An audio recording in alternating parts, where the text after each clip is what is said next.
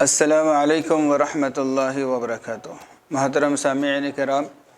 City India Islamic channel پر رمضان المبارک کے خصوصی درس قرآن میں آپ کا استقبال ہے، اور آج کے درس میں سب سے پہلے سورۃ الفتح ہمارے پیش نظر ہے۔ اس سورت کا مکمل اور تفصیلی شان نزول آپ حضرات کی خدمت میں پیش کرنا چاہتا ہوں۔ ہوا یہ کہ ہجرت کے بعد سن 6 ہجری میں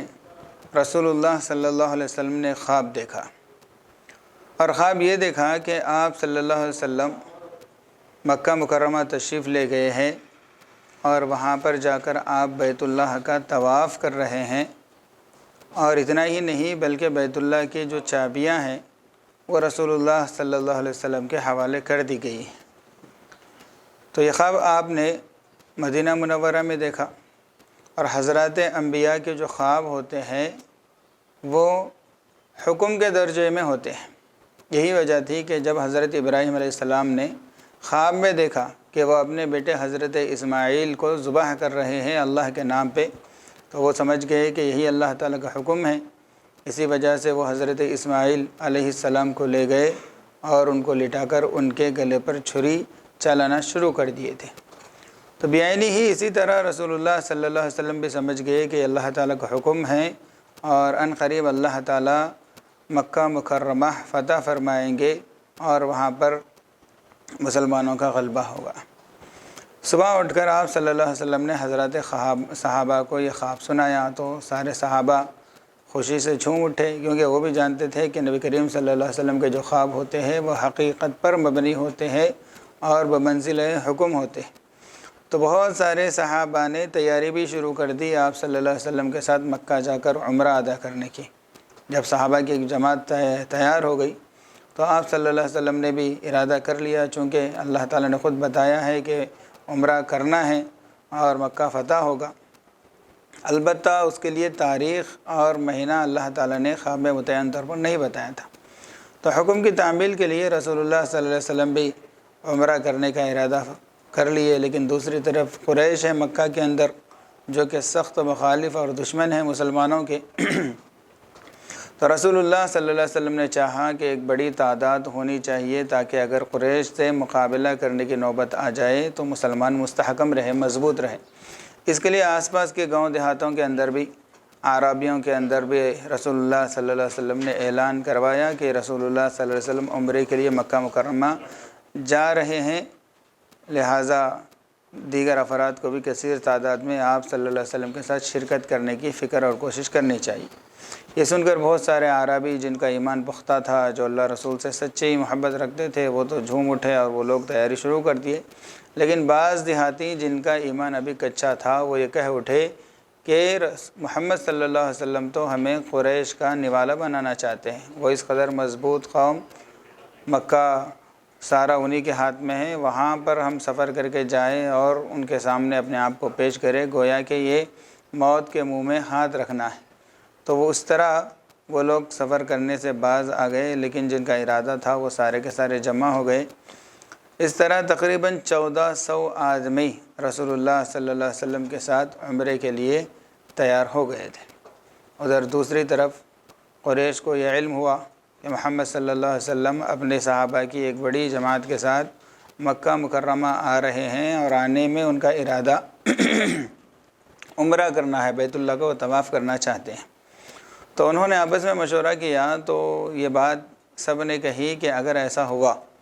محمد صلی اللہ علیہ وسلم آئے اور پورے امن اطمینان کے ساتھ یہاں پر بیت اللہ کا طواف کر کے چلے گئے، تو سارے عرب کے اندر یہ خبر پھیلے گی کہ محمد صلی اللہ علیہ وسلم قریش پر غالب آ گئے، اور غلبے کے ساتھ گویا کہ انہوں نے یہاں پر حج اور عمرہ ادا کیا۔ اس طرح سے ہماری بے عزتی ہو جائے گی، لوگ یہ سمجھیں گے کہ ہم محمد صلی اللہ علیہ وسلم کے سامنے کمزور پڑ گئے اور ہم پر غالب آ گئے، لہٰذا ہم ایسا ہرگز ہونے نہیں دیں گے۔ حالانکہ قریش مکہ یہ بیت اللہ کے اس وقت کے گویا کہ متولی تھے، اور وہ لوگ بھی یہ جانتے تھے کہ کسی بھی زائر حرم، یعنی جو خالصتاً بیت اللہ کا طواف کرنے کے ارادے سے دنیا کے کسی کونے سے بھی آئے، اس کو روکنا ان کے نزدیک بھی جرم تھا۔ لیکن یہ ذاتی مسئلے کی وجہ سے اور ذاتی تکبر کی وجہ سے کہ عرب کے سامنے ان کی ناک کٹ جائے گی، ان لوگوں نے فیصلہ لیا کہ ہم محمد صلی اللہ علیہ وسلم کو عمرہ کرنے کی اجازت نہیں دیں گے، ان کو مکہ سے باہر ہی روک لیں گے۔ تو اس کے لیے قریش نے حضرت خالد بن ولید رضی اللہ تعالیٰ عنہ، جو کہ ابھی مسلمان نہیں ہوئے تھے، ان کی قیادت میں ایک لشکر کو انہوں نے متعین کیا جو مکہ مکرمہ کے باہر حدیبیہ کے مقام پر پہنچے گی اور محمد صلی اللہ علیہ وسلم اور ان کے ساتھیوں کو وہیں پر روک دے گی۔ تو وہ لشکر وہاں سے تیار ہوا، مکہ سے باہر نکلا،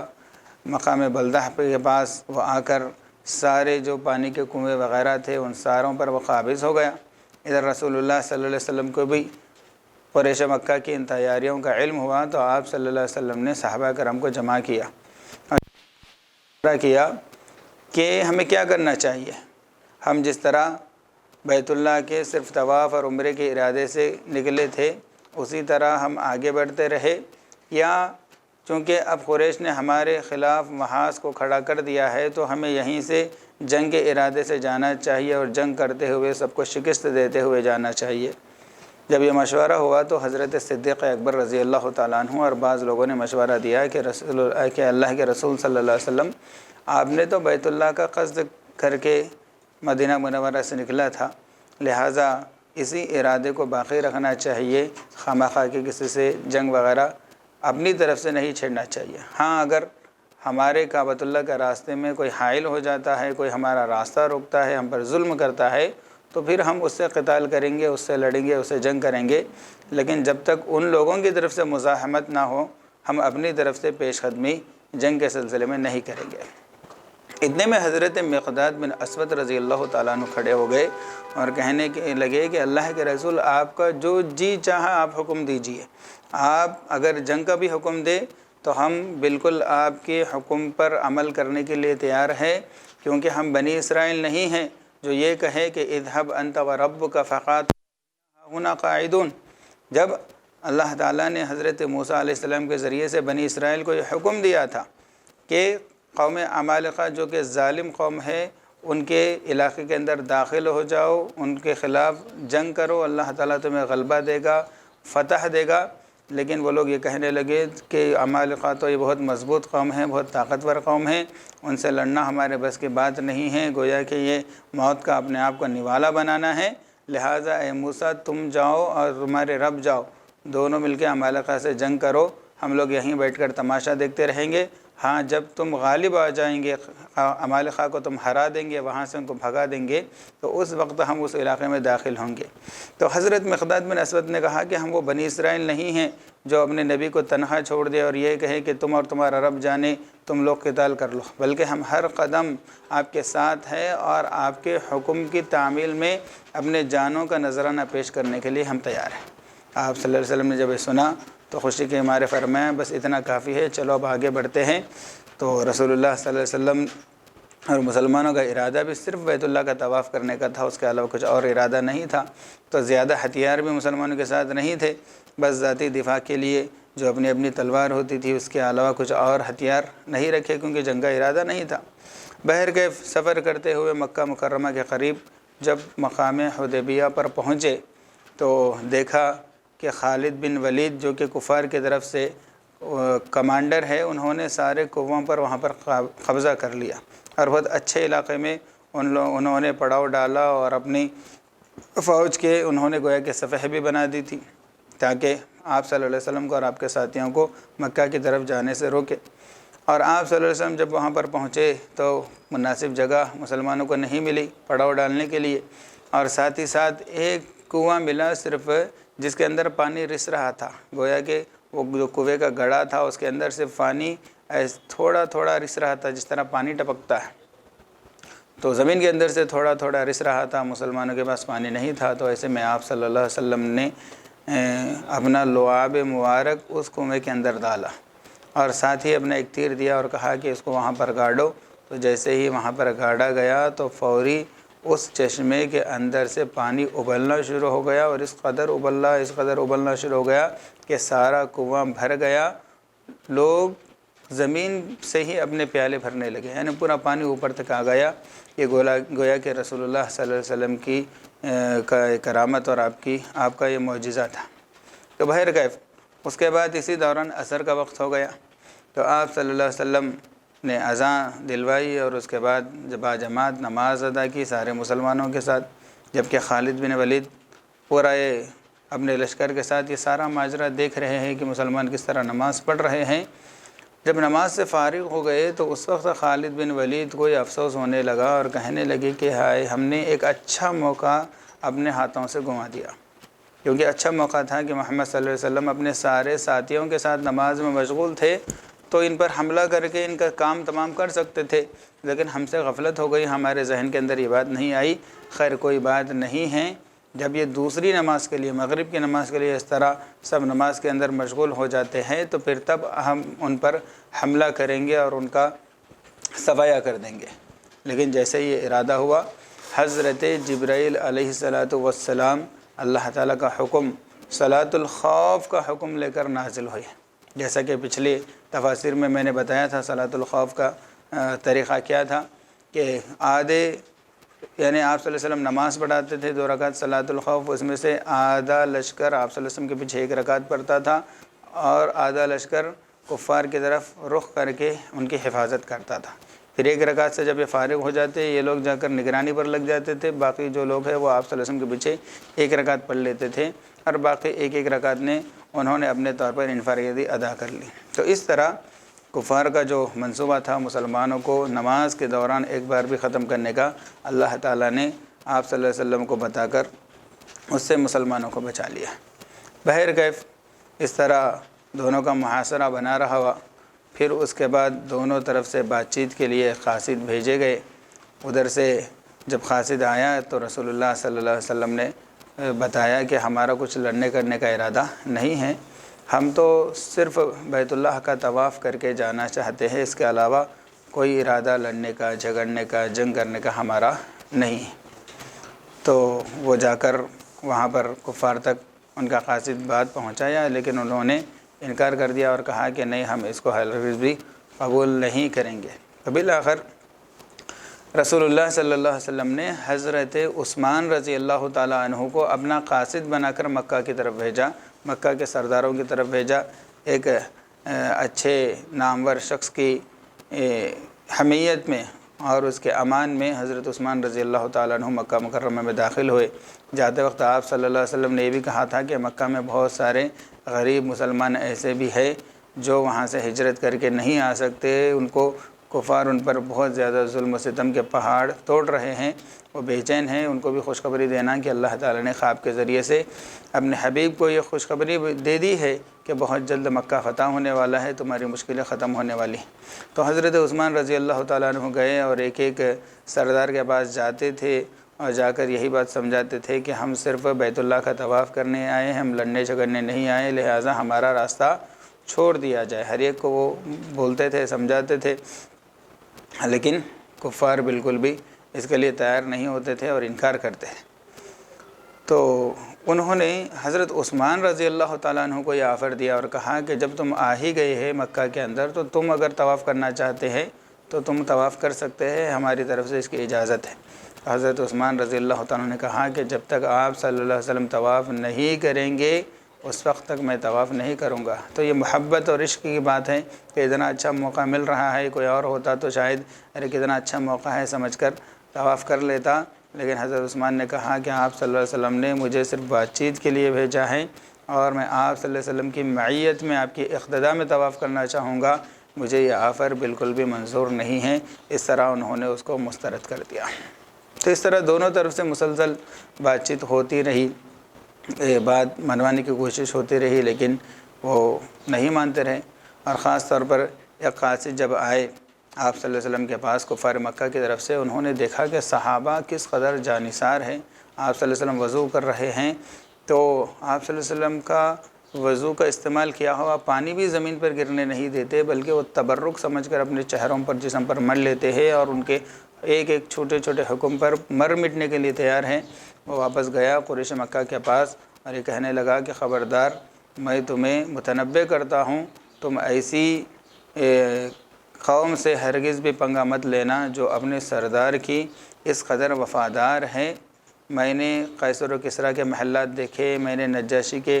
درباروں کو دیکھا، لیکن کسی بادشاہ کو میں نے اپنی رعایا کے سلسلے میں ایسا نہیں پایا کہ بادشاہ کے اور ان کے سردار کے حکم پر اس طرح جانیں نچھاور کرنے کے لیے تیار ہو،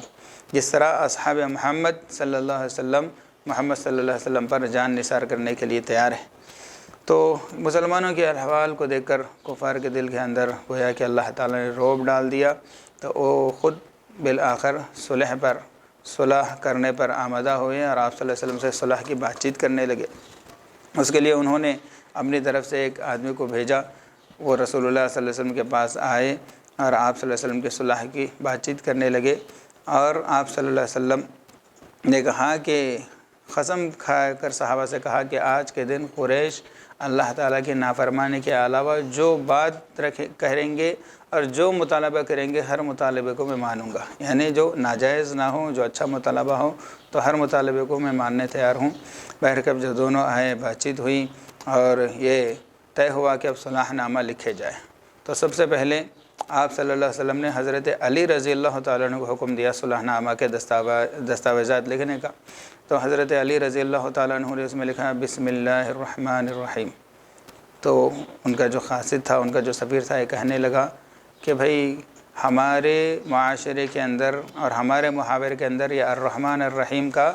لقب متعارف نہیں ہے، اس لیے جو عام مشہور ہے ہمارے قریش کے درمیان میں وہی جملہ لکھیے بسمک اللہم۔ تو اللہ کو وہ لوگ بھی مانتے تھے، تو بسمک اللہم لکھنے کا اس نے گویا کہ مطالبہ کیا، تو اسی طرح اللہ کے نبی نے حکم دیا تو حضرت علی نے لکھ دیا۔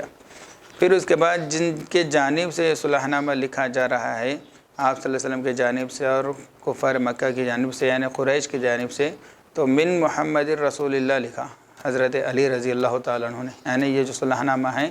یہ محمد صلی اللہ علیہ وسلم کی طرف سے ہے جو اللہ تعالیٰ کے رسول ہے۔ تو پھر وہ کہنے لگے کہ بھئی یہ کیا بات ہوئی، تم ابھی سے جھگڑا شروع کر دیے، صلح کرنے کے لیے آئے لیکن جھگڑا کر رہے۔ بھئی آپ کو اگر ہم رسول اللہ مانتے تو پھر ہم آپ کو کیوں روکتے تھے مکہ میں داخل ہونے سے؟ ہم نہیں مانتے آپ کے رسول اللہ، اس لیے سارا جھگڑا ہے، تو آپ رسول اللہ کیوں لکھے؟ کیونکہ دستاویزات پر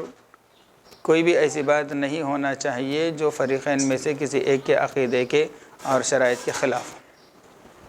تو آپ صلی اللہ علیہ وسلم نے کہا کہ ٹھیک ہے، ان کا مطالبہ کے مطابق۔ تو وہ کہنے لگا کہ محمد الرسول اللہ ہٹاؤ اور محمد بن عبداللہ لکھو۔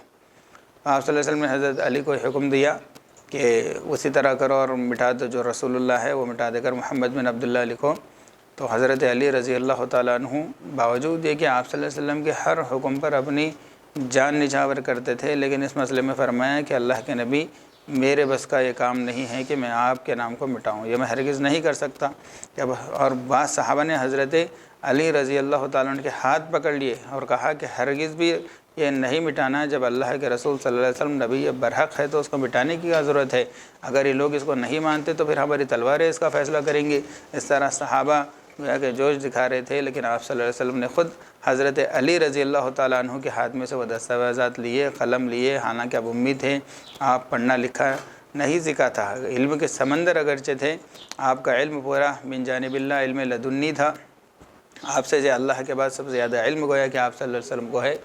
لیکن اس کے باوجود آپ لکھائی پڑھائی نہیں کیے تھے، لیکن آپ صلی اللہ علیہ وسلم نے سب سے پہلی مرتبہ وہاں پر اپنا نام جو رسول اللہ لکھے تھے اس کو مٹا کر محمد بن عبداللہ، اور جو بھی صلح کی چیزیں ہیں بنیادی اصول گویا کہ آپ صلی اللہ علیہ وسلم نے اپنے ہاتھوں سے وہاں پر تحریر فرمائے۔ اس کے بعد بہت سارے شرائط قریش مکہ کی طرف سے رکھے گئے۔ ایک شرط یہ رکھی گئی کہ آپ اس سال عمرہ نہیں کروں گے، اب اس سال آئے ہو تو یہیں سے احرام کھول کر واپس چلے جانا، اگلے سال عمرے کی قضا کر لینا، اس سال ہم آپ کو اجازت نہیں دے سکتے۔ تو صحابہ بے چین ہو رہے تھے کہ بھئی ہم احرام باندھ کر آئے، جانور لے کے آئے قربانی کے، اور وہ یہ کہا جا رہا ہے کہ ہم عمرہ نہ کریں بلکہ خالی کعبۃ اللہ کا طواف کیے بغیر ہی احرام کھول کر چلے جائے۔ تو صحابہ بہت زیادہ گرم ہو رہے تھے، لیکن آپ صلی اللہ علیہ وسلم نے کہا کہ ٹھیک ہے، منظور ہے۔ پھر انہوں نے یہ بھی کہا کہ ایک شرط ہماری یہ بھی ہے کہ اگر ہمارے اہل مکہ سے کوئی شخص آپ کا فرمانبردار ہو کر آ جاتا ہے ان 10 سالوں کے صلح کا جتنا بھی پیریڈ ہے اس میں اگر آپ کی طرف آ جاتا ہے تو آپ اس کو واپس کر دیں گے، ہمارے حوالے کر دیں گے، اگر جب وہ مسلمان ہو کر آ جائے تب بھی آپ ہمارے حوالے کر دینا، اور اگر کوئی مدینہ سے ہماری طرف آ جاتا ہے تو پھر ہم اس کو واپس نہیں کریں گے۔ تو آپ صلی اللہ علیہ وسلم نے کہا کہ ٹھیک ہے یہ بھی منظور ہے۔ تو ایسے میں بہت سارے ایسے ان کے مطالبے تھے جو کہ بے انصافی پر مبنی تھے، لیکن آپ صلی اللہ علیہ وسلم حکمتاً بلکہ اللہ تعالیٰ کے حکم سے ساری چیزوں کو آپ قبول فرما رہے تھے۔ جب یہ صلح نامہ لکھنا مکمل ہو گیا، اس پر دستاویزات پر دستخطیں ہوئی، حضرت عمر رضی اللہ تعالیٰ عنہ کو بہت زیادہ بے چینی ہو رہی تھی۔ وہ آپ صلی اللہ علیہ وسلم کے پاس آئے اور آ کر کہنے لگے کہ اللہ کے رسول کیا آپ نبی برحق نہیں ہیں؟ تو آپ صلی اللہ علیہ وسلم نے بھی فرمایا کیوں نہیں، میں تو نبی برحق ہوں۔ پھر کہا کہ اللہ کے رسول کیا ہم حق پر اور وہ باطل پر نہیں ہیں؟ تو فرمایا کہ اللہ کے نبی نے فرمایا ضرور ایسا ہی ہے۔ پھر حضرت عمر رضی اللہ تعالیٰ عنہ نے کہا کہ کیا اللہ کے نبی ہمارا مقتول تو شہید اور ان کا مقتول جہنم میں نہیں جائے گا؟ تو آپ صلی اللہ علیہ وسلم نے فرمایا کہ ضرور جائے گا، بالکل معاملہ ایسے ہی ہے۔ تو پھر حضرت عمر رضی اللہ تعالیٰ عنہ نے کہا کہ پھر یہ اس طرح دب کر اور ڈر کر صلح کرنے کی ہمیں کیا ضرورت ہے؟ ہمیں تو اللہ کے لیے اللہ کے نام پر اپنے جانوں کی قربانی دینا پڑے تو پیچھے نہیں ہٹنا چاہیے۔ تو آپ صلی اللہ علیہ وسلم نے سمجھایا، ٹھنڈے لہجے میں کہا کہ عمر میں اللہ کا بندہ ہوں اور اللہ کا رسول ہوں، یعنی میں جو کچھ کر رہا ہوں میں اللہ کے حکم اور اللہ کے منشا کے خلاف نہیں کرتا، تمہیں اطمینان رکھنا چاہیے، اسی کے اندر دین کا فائدہ ہے۔ تو پھر حضرت عمر گئے صدیق اکبر کے پاس، جا کر ان کے سامنے بھی ایسے ہی اظہار ناراضگی کرنے لگے اور کہنے لگے کہ وہی باتیں دہرائی جو آپ صلی اللہ علیہ وسلم کے سامنے دہرائی۔ تو حضرت صدیق اکبر نے بھی یہی کہا وہ اللہ کے رسول ہیں، وہ جو کچھ کرتے ہیں اللہ کے حکم سے کرتے ہیں۔ تو حضرت عمر رضی اللہ تعالیٰ عنہ کہتے ہیں، بخاری شریف کی روایت ہے کہ مجھے اس دن کے علاوہ کسی دن دین اسلام پر شک نہیں ہوا، یعنی اس دن مجھے گویا کہ شک ہو گیا کہ بھئی ہم جب حق پر ہے تو پھر اس طرح دبنے کی اور ڈرنے کی کیا ضرورت ہے، کہیں ایسا تو نہیں ہے کہ ہم یعنی اسلام دین حق نہیں ہے۔ تو لیکن بعد میں حضرت عمر رضی اللہ تعالیٰ عنہ کو جب شرح صدر ہوا، وہ خود فرماتے ہیں کہ میں اس قدر نادم ہوا کہ اس کے بعد وہ ہمیشہ توبہ استغفار کرتے تھے۔ اس دن جو باتیں انہوں نے آپ صلی اللہ علیہ وسلم کے سامنے کہی تھی، کئی غلاموں کو وہ آزاد کرتے تھے، خوب صدقہ خیرات کرتے تھے اور اللہ تعالیٰ سے معافی بھی مانگتے تھے کہ میں اس دن اس طرح آپ صلی اللہ علیہ وسلم کے سامنے گویا کہ میں نے اپنی زبان کھولی تھی۔ کہ بہر کے وہ سارے صلح نامے پر دستخط ہو گئی اور آپ صلی اللہ علیہ وسلم نے یہ کہا کہ اب ہم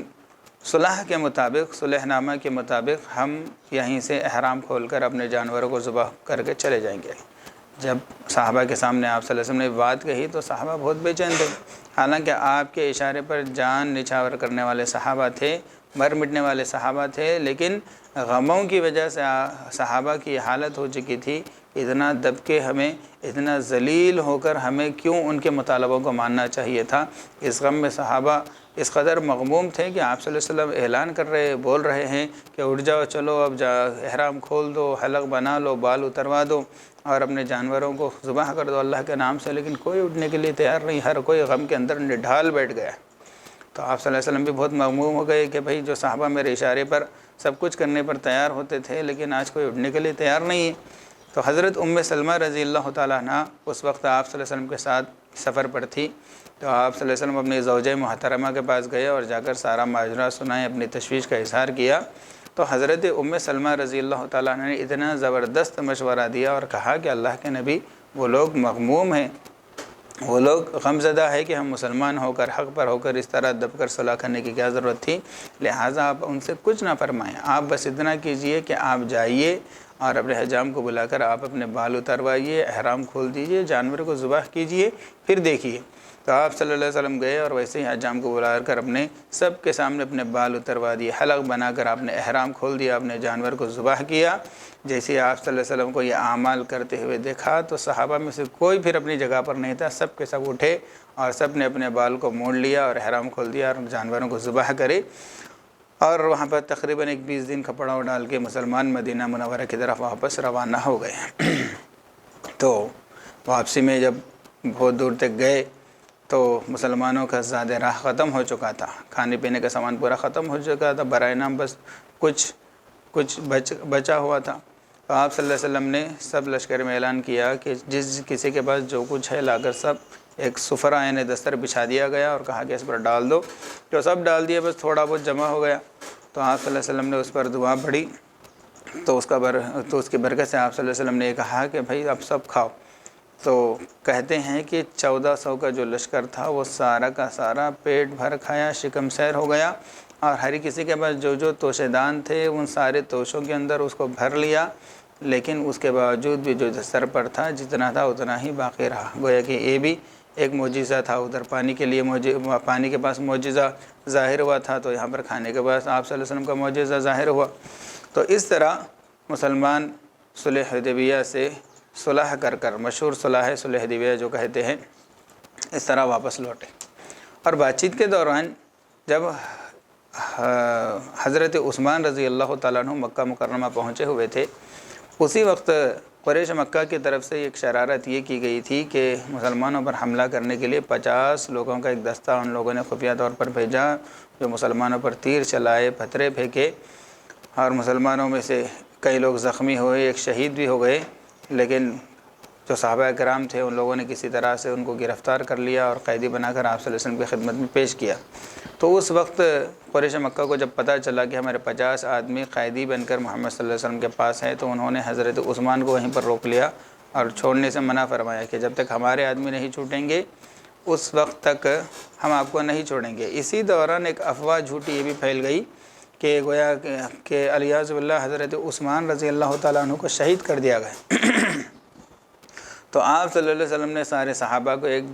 درخت کے نیچے جمع کیا اور بیعت کی کہ اگر کفار نے اپنی طرف سے زیادتی کی ہے اور معاہدے کو توڑا ہے، ہمارا ارادہ تو جنگ کا نہیں تھا، پھر بھی انہوں نے اگر ہمارے سفیر کو، خاص طور پہ سفیر چاہے کتنا بڑا دشمن کا بھی ہو، اس کا احترام کرنا ہر قوم کا یہ شیوہ ہے، اگر سفیر کے ساتھ ان لوگوں نے ایسا کیا ہے تو پھر ہم جب تک حضرت عثمان کے خون کا بدلہ نہیں لیں گے اپنے جانوں کو پیش کریں گے، لیکن واپس نہیں جائیں گے۔ تو اسی کا تذکرہ اللہ تعالیٰ دوسرے رکوع میں فرماتے ہیں، تیسرے رکوع میں لقد رضی اللہ عن المؤمنین اذ یبایعونک تحت الشجرہ، اللہ تعالیٰ وہ سارے بیعت کرنے والوں سے راضی ہے جو درخت کے نیچے آپ کے ہاتھ پر بیعت کر رہے تھے، اور آپ صلی اللہ علیہ وسلم نے تو اپنا ایک ہاتھ نیچے رکھا تھا اور فرمایا، اپنے دوسرے ہاتھ کو فرمایا کہ یہ عثمان کا ہاتھ ہے، کیونکہ عثمان ہمارے کام پر گیا ہوا ہے، تو عثمان اس بیعت میں شریک نہیں ہے، تو میں عثمان کی طرف سے ہاتھ رکھ رہا ہوں۔ تو حضرت عثمان کا ہاتھ کہہ کر آپ صلی اللہ علیہ وسلم نے اپنا ہاتھ رکھا، اور اللہ تعالیٰ قرآن میں فرماتے ہیں ید اللہ فوق ایدیہم، سارے نیچے آپ صلی اللہ علیہ وسلم کا ہاتھ، اس کے اوپر پورے صحابہ کا ہاتھ، اور سب سے اوپر اللہ تعالیٰ کا ہاتھ،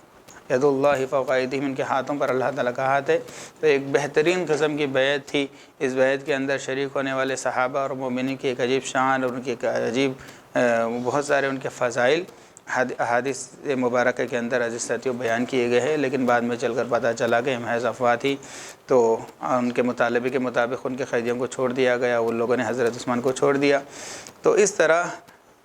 دبی ہوئی باتوں پر صلح کر کے بظاہر آپ صلی اللہ علیہ وسلم آئے، لیکن قرآن پاک میں اسی کو فتح مبین کہا گیا۔ تو واپسی میں اللہ تعالیٰ نے یہ صورت نازل فرمائی، انا فتحنا لک فتحا مبینا، بلا شبہ ہم نے تمہیں کھلی ہوئی فتح، کھلی ہوئی کامیابی عطا فرمائی۔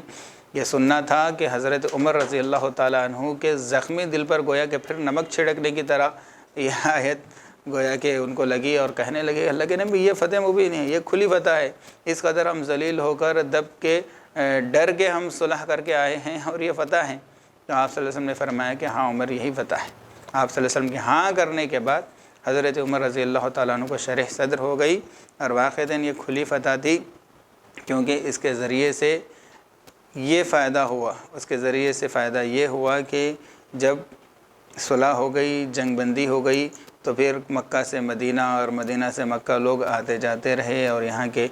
مدینہ منورہ کے اندر مسلمانوں کے ساتھ وہ رہتے تھے اور مسلمانوں کے اخلاق کو دیکھتے تھے، مسلمانوں کی معاشرت کو دیکھتے تھے،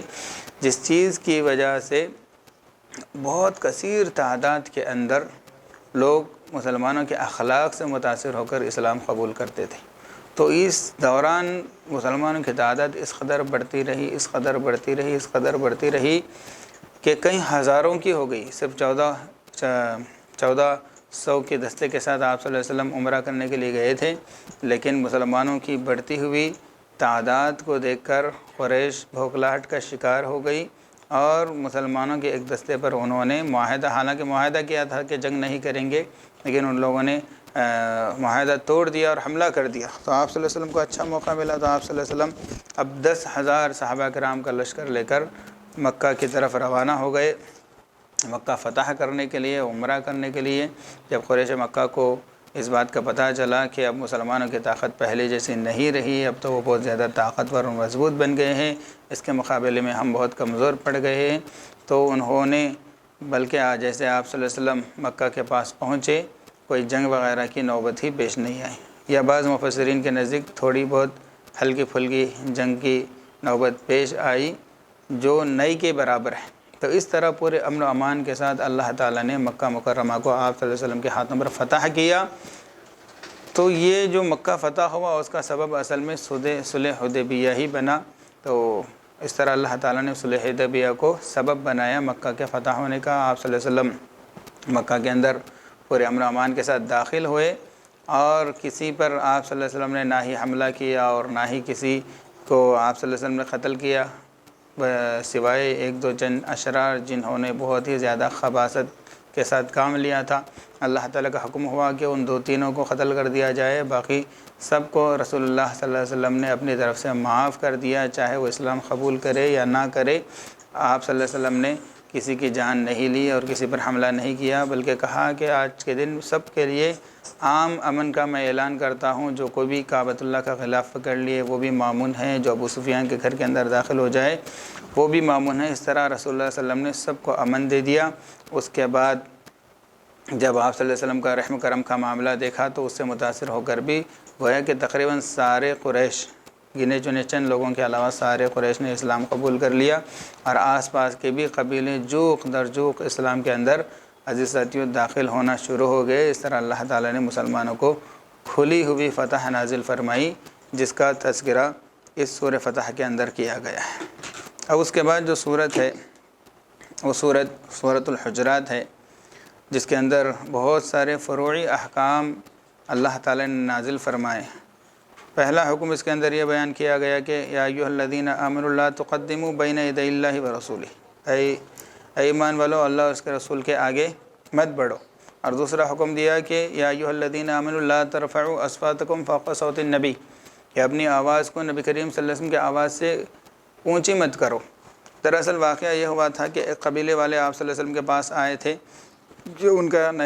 نئے صدر کا انتخاب کا مسئلہ تھا، تو آپ صلی اللہ علیہ وسلم نے مشورہ کیا صحابہ سے کس کو بنانا چاہیے، تو حضرت صدیق اکبر رضی اللہ تعالیٰ عنہ نے ایک شخص کے بارے میں رائے دی کہ اس کو بنانا چاہیے، حضرت عثمان رضی اللہ تعالیٰ عنہ نے ایک دوسرے شخص کے بارے میں رائے دی کہ اس کو بنانا چاہیے۔ تو اس مسئلے میں لے کر یہ دونوں یعنی حضرت صدیق اکبر اور حضرت عمر فاروق رضی اللہ تعالیٰ عنہ باتوں کے اندر لگ گئے، اور ایک دوسرے کی بات کا وہ جواب دیتے دیتے ان دونوں کی آواز بلند ہو گئی۔ تو اللہ تعالیٰ نے آیت نازل فرمائی کہ اس طرح رسول اللہ صلی اللہ علیہ وسلم کے سامنے بڑی آواز سے بات کرنا یہ آپ صلی اللہ علیہ وسلم کی بے ادبی ہے، اس طرح تمہیں ہرگز بھی نہیں کرنا چاہیے۔ تو دونوں بھی اور بلکہ سارے صحابہ بھی اس آیت سے اس قدر متنبہ ہو گئے۔ اس کے بعد حضرت صدیق اکبر رضی اللہ تعالیٰ عنہ نے تو قسم کھا لی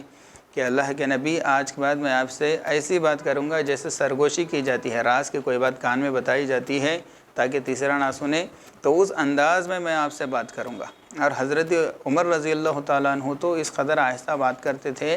کبھی کبھی آپ صلی اللہ علیہ وسلم کو پوچھنا پڑتا تھا کہ بھائی کیا بولے آپ، سنائی نہیں دیا دوبارہ بولو۔ تو اس قدر صحابہ اکرام ڈرتے تھے، کیونکہ اللہ تعالیٰ نے فرمایا کہ ان تحبط اعمالکم انتم لا تشعرون، اگر تم نبی کریم صلی اللہ علیہ وسلم کی بے ادبی کریں گے تو تمہارے اعمال سارے رائگاں ہو جائیں گے، تمہیں کو احساس بھی نہیں ہوگا اس کا۔ تو اس لیے صحابہ اکرام بہت خوف کرتے تھے۔ اس کے بعد دیگر صحابہ بھی بہت احتیاط سے آپ صلی اللہ علیہ وسلم کے ساتھ بات کرتے تھے۔ تو مفسرین اور علماء کرام فرماتے ہیں یہی حکم آپ صلی اللہ علیہ وسلم کے دنیا سے چلے جانے کے بعد آپ صلی اللہ علیہ وسلم کے جو ورثاء ہیں یعنی حضرات علماء کرام ہیں، مشائخین ہیں، ان کے ساتھ بھی عام امت کو یہی برتاؤ اختیار کرنا چاہیے، علماء کے سامنے بڑی آواز سے بات نہیں کرنا چاہیے اور ان سے آگے بھی نہیں بڑھنا چاہیے۔ بلکہ ایک حدیث میں خود ایک مشہور صحابی ہے، ان کا نام ذہن سے نکل گیا ہے، وہ حضرت صدیق اکبر رضی اللہ تعالیٰ عنہ سے آگے جا رہے تھے۔ آپ صلی اللہ علیہ وسلم نے ان کو بلایا اور کہا کہ تم ایک ایسے شخص سے آگے چل رہے ہو جو دنیا اور آخرت ہر اعتبار سے تم سے بہت زیادہ بہتر ہے، بلکہ اور یہ بھی فرمایا کہ آج تک سورج کسی ایسے شخص پر طلوع یا غروب نہیں ہوا جو انبیاء کے بعد صدیق اکبر ابو بکر سے زیادہ بہتر ہو۔ تو ابو بکر تمہارے مشائخ ہے، علم میں تم سے بڑے ہوئے ہیں، تمہارے عالم ہیں، لہٰذا ان کا ادب کرنا چاہیے، ان کے سامنے بھی آواز پست رکھنی چاہیے، ان سے آگے آگے نہیں بلکہ ان کے پیچھے جانا چاہیے۔ تو گویا کہ یہ علماء اور مشائخ کا ادب اور احترام کے دائرے کے اندر آتا ہے۔ اور آگے اللہ تعالیٰ نے فرمایا یا ایھا الذین آمنوا ان جاءکم فاسق بنبأ فتبینوا، کہ کوئی فاسق شخص تمہارے پاس کوئی خبر لے آتا ہے تو اس کی باتوں کو یوں ہی سن کر مت مان لو، ہر کس و ناقص کی بات کو ہرگز نہیں ماننا چاہیے۔ اس لیے کسی بھی بات کی جب تک اپنے طور پر تحقیق نہیں کر لی اور پورا اطمینان حاصل نہ ہو جائے اس وقت تک اس کو آگے نہیں بڑھانا چاہیے۔ آپ صلی اللہ علیہ وسلم نے فرمایا کہ کفا بالمرء کذبا ان یحدث بکل ما سمع، آدمی کا جھوٹا ہونے کے لیے اتنا کافی ہے ہر اس بات کو بیان کرتا پھرے جس کو وہ سن لے بغیر تحقیق کے۔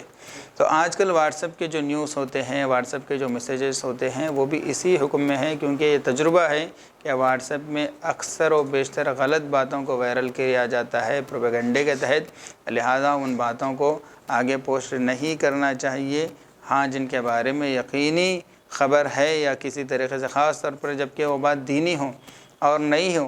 جو ہم مشہور علماء سے نہیں سنے، اہل حق علماء سے، تو اس کو تحقیق کرے بغیر آگے نہیں بڑھانا چاہیے، بلکہ پہلے کسی عالم دین سے اس کی تحقیق کرا لے اور اس کے بعد مناسب سمجھے اور ان لوگوں نے گرین سگنل دے دیا تو پھر اس کو آگے بڑھا سکتے ہیں۔ ایک آخر آیت کی تفسیر بیان کر کے میں آج کا درس ختم کرتا ہوں۔ اللہ تعالیٰ نے فرمایا کہ یا ایھا الناس انا خلقناکم من ذکر و انثی وجعلناکم شعوبا وقبائل لتعارفوا، اے لوگوں بلا شبہ ہم نے تمہیں ایک ماں باپ سے یعنی حضرت آدم اور حوا علیہم السلام سے پیدا کیا ہے، اور تمہارے درمیان میں یہ جو قبیلے بنائے ہیں اور یہ جو نسبتیں بنائے ہیں یہ سب اس لیے ہے تاکہ تمہارا آپس میں ایک دوسرے کا تعارف ہو جائے۔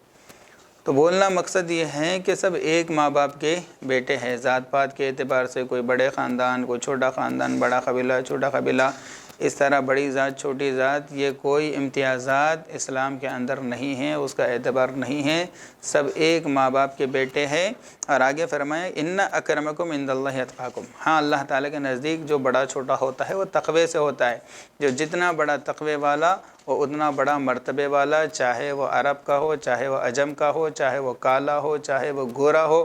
چاہے وہ چھوٹے خاندان کا ہو، چاہے وہ بڑے خاندان کا ہو۔ تقوی زیادہ ہے تو اللہ کے نزدیک اس کا درجہ بڑا، اور تقوی نہیں ہے، ایمان نہیں ہے، تو چاہے وہ کتنے بڑے ذات کا اپنے آپ کو کہے یا کتنے بڑے خاندان کا ہونے کا دعویٰ کرے، اللہ تعالیٰ کے نزدیک اس کا کوئی درجہ نہیں ہوگا۔ دراصل اس آیت کا شان نزول بھی یہ ہے کہ مکہ جب فتح ہوا تو اللہ کے نبی صلی اللہ علیہ وسلم سب کو معاف کر دیا، تو بہت سارے کفار ابھی بھی مکہ میں موجود تھے جو اسلام قبول نہیں کیے، تو آپ صلی اللہ علیہ وسلم نے حضرت بلال حبشی رضی اللہ تعالیٰ عنہ کو یہ حکم دیا کہ اذان دے۔ جیسے حضرت بلال رضی اللہ تعالیٰ عنہ مکہ مکرمہ کے اندر اذان دینی شروع کی تو بعض کفار میں سے ایک نے کہا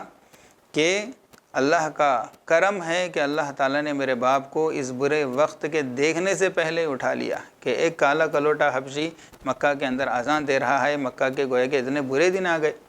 اور ایک شخص نے یہ کہا کہ کیا محمد صاحب کو صلی اللہ علیہ وسلم اس کالے کوے کے علاوہ کوئی اور نہیں ملا اذان دلوانے کے لیے، گویا کہ بیت اللہ کی گستاخی کرا دی ہے۔ آپ محمد صلی اللہ علیہ وسلم نے اس طرح کے کلمے لوگ جو کفار تھے وہاں کے کہنے لگے، تو اللہ تعالیٰ نے حضرت جبرائیل علیہ السلام کے ذریعے سے یہ آیت نازل فرمائی اور یہ کہا کہ اللہ تعالیٰ کے نزدیک کالا ہونا، گورا ہونا، آزاد ہونا، غلام ہونا، عربی ہونا، عجمی ہونا، یہ چیز کوئی معنی نہیں رکھتے، سب ایک ماں باپ کے بیٹے ہیں، ساری انسانیت آپس میں ایک ماں باپ کی اولاد ہے، جن کے اندر ایمان ہے، جن کے اندر تقوی ہے، ان کا درجہ اللہ تعالیٰ کے نزدیک بڑا ہوا ہے، اور جن کے اندر یہ چیزیں نہیں ہیں، چاہے وہ گورا ہو، چاہے وہ عرب کا ہو، چاہے وہ بڑے خاندان کا ہو، اللہ تعالیٰ کے نزدیک اس کا کوئی اعتبار نہیں ہوگا۔ حدیث پاک میں بھی رسول اللہ صلی اللہ علیہ وسلم نے یہ بات ارشاد فرمائی کہ اللہ تعالیٰ تمہارے نسبوں کو اور تمہارے چہروں کو نہیں دیکھتے، بلکہ اللہ تعالیٰ تمہارے دلوں کو دیکھتے ہیں کہ دلوں کے اندر کتنا ایمان ہے، کتنا تقوی ہے۔ تو اس لیے عزیز ساتھیو، رمضان المبارک کا مہینہ ختم پر ہے، اور روزوں کا مقصد اللہ تعالیٰ نے قرآن میں بیان فرمایا کہ لعلکم تتقون، تاکہ تم متقی بن جاؤ۔ اب ہم میں سے ہر ایک کی ذمہ داری ہے کہ ہم میٹر لگا کر دیکھیں کہ یہ 26-27 روزوں کے ذریعے سے ہمارے اندر تقوی کی کتنی بڑھوتری ہوئی۔ رمضان سے پہلے ہمارا تقوی کا معیار کتنا تھا اور اب کتنا معیار ہو گیا؟ کیا ہم نے روزوں کو اس طرح رکھا جس طرح اللہ رسول چاہتے تھے، اگر ویسا رکھا تو ضرور ہمارے تقوی میں اضافہ ہوگا، لیکن ویسا نہیں رکھا بلکہ صرف چند حلال چیزوں کے کھانے سے تو رک گئے، لیکن بہت سارے حرام کاموں میں، جھوٹ میں، غیبت میں، دھوکہ دہی میں اور بد نظری کے اندر، میوزک سننے کے اندر روزے کو گزارا، تو پھر اس سے روزہ کا تقوی حاصل نہیں ہوتا۔ اس پر خوب اللہ تعالیٰ کے سامنے توبہ استغفار کرنا چاہیے، رونا گڑ گڑانا چاہیے، اور 2 دن روزے کم از کم اس طور پر رکھنے کی پوری کوشش کرنا چاہیے جس طرح رسول اللہ صلی اللہ علیہ وسلم نے اپنی تعلیمات کے ذریعے سے روزہ رکھنے کا صحیح ڈھنگ ہم کو بتایا ہے۔ اللہ تعالیٰ توفیق عطا فرمائے۔ صدق اللہ العظیم و آخر دعوانا الحمد للہ رب العالمین۔